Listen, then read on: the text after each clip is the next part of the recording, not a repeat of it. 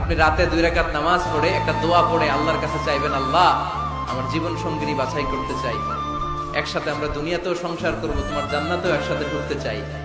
এরকম লাইফ মেট, life partner, এই মেয়েটা আমার জন্য হবে কিনা, বা মেয়ে দোয়া করবে এই ছেলেটা আল্লাহ আমার জন্য হবে কিনা আমি জানি না, তুমি তোমার পক্ষ থেকে এমন ইঙ্গিত দাও বা আমার হৃদয়ে এমন একটা দিক নির্দেশনা দাও যাতে আমি সঠিক সিদ্ধান্তে চলে আসতে পারি। এই দোয়াটা পড়ে 2 রাকাত সালাত পড়ে আপনি যদি ঘুমান, আপনাকে আরশের উপর থেকে দিক নির্দেশনা দিবে কে? ইটস নট নেসেসারি যে you have to see the dream.